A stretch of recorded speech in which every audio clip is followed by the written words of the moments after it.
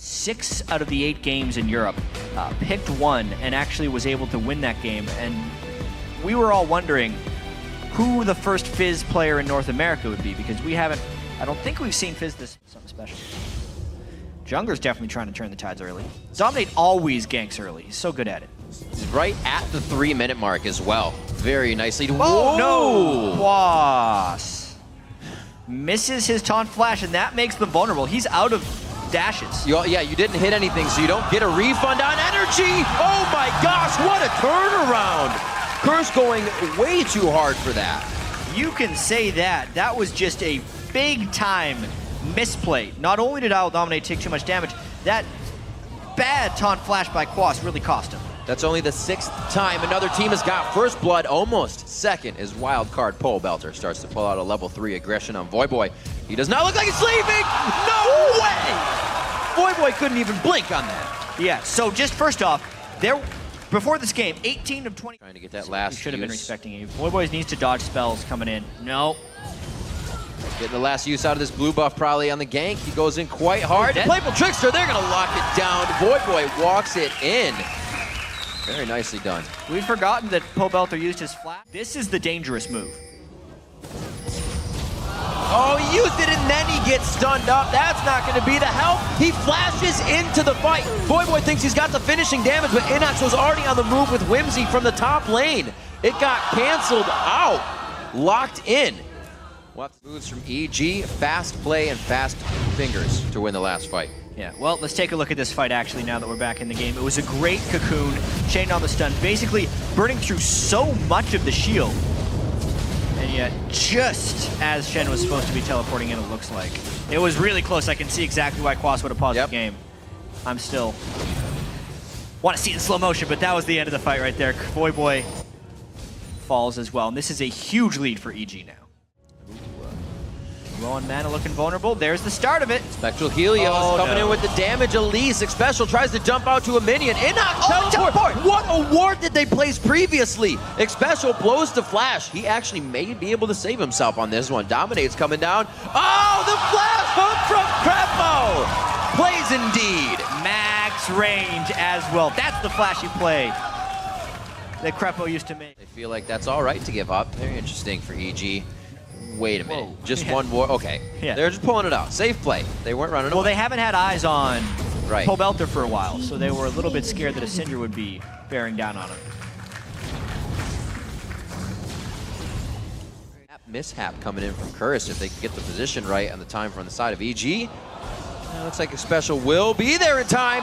They grab Quas, but be very careful about grabbing that tank. He can put you right back onto the turret, and they do consider that fact. Crepo soaks have been pretty on point right here. Curse wants to do a flank attack, but they are just completely spotted out, and Quas is too low. Plus, but they have the wards so nicely coming in on the side of EG. Curse has been hatching wards all the way through the jungle, and EG was prepared for this fight. Crepo is on fire right now. Those death sentences, one after another. Game against Dignitas, that's what I was going for. EG lost 0 kills to 13. Oh man, what a flash by Altec. One more. Oh, he's level 10. One more level, he would have had the raid. Who's there? Who's there? It's Crepo again. Oh, go figure. Pole Belter got to save his flash too, because the Lantern took him over the wall. In the jungle, Pole Belter with his solo kill on Voyboy. It's all working in consort together. Crepo needs friends. Whoa! There's the friend! Whoa! Double flay! The double flay! And the box! They can turn this around. Here comes the teleport in from Inox. This is gonna be huge. Glitter Lance through the team. Pole Belter's there, but they're gonna get hit up. Again, Scattle the Meat goes back, and they're able to get out of this one. They didn't lose anybody! You gotta be kidding me! Curse just invest their entire team into that. Oh my god. Altec's going ham on this one. Helios starting in the front of the fight. There's a Glitter Lance from Inox. Quas gets hit back. Crepo started this play. Oh, it was so good. Ends up with 3 more kills for EG. Phenomenal teams. Try to jump in. Helios. What do they do here? Oh, he's just showing us the Shen ult. As they're teleporting in. Then honestly, Pole Belter, I think he flashed over the taunt. Right there. Oh! Ruh-roh. This does not look good. That looks a little bit better, but very scary from EG. Woo. Dominate wants to try and get around. Oh my. He's not going to have time. Maybe? Nope. Bad. Uh-oh, that vision. Oh, no. Oh, that stun that came over the wall from Syndra as well. Yeah, that was pretty on point. Everything EG is doing. Communication. Even if Alltech dies, you have damage from Inox, who's huge. They look like they want to try right now. Whoa, from the backside, dominate. Instantly focused out. They saw immediately. Didn't work. When they start kiting, you have Void, who's across an entire area of the lane, and then you have a Glitter Lance. We'll see how they disengage this one. They engage back onto the fight. Everybody goes to the middle. It's a huge mosh pit right on the stairs, and Quas is going to be still alive. The last Curse member who's looking to keep alive in the middle of the fight. A flash in from Alltech. That's a 1. Can he get the 2 punch in? He's going to hit a living artillery. Oh, the save! Oh, the save! He gets him on the fountain. He says, no, you don't. His special goes down. That's going to be the surrender coming out of Curse. EG taking him down at 24.5. Those smiles.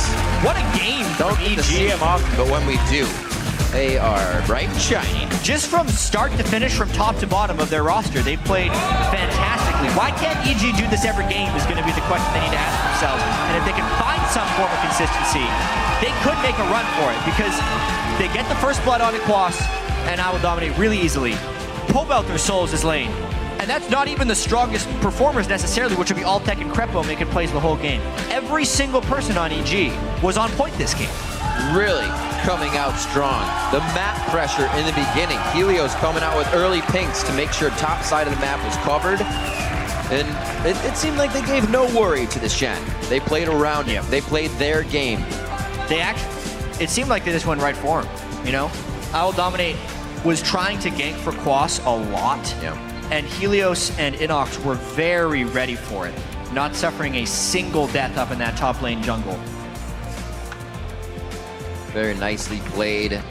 The aggression from Curse in these early games is definitely something to be reckoned with. We saw the aggression at red buff, then the transfer over to the blue buff, and that's the Curse wanting a little bit too much. And EG said, this might be one of those instances. Let's pile on our blue.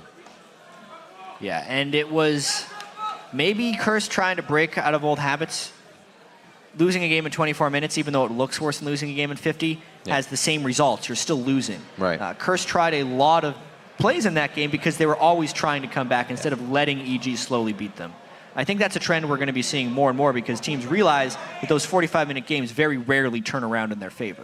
Now, the story is for EG, can they hold this? Is it something they continue to go through? Because that was actually a pretty standard, great composition. The Kog'Maw was the first pick.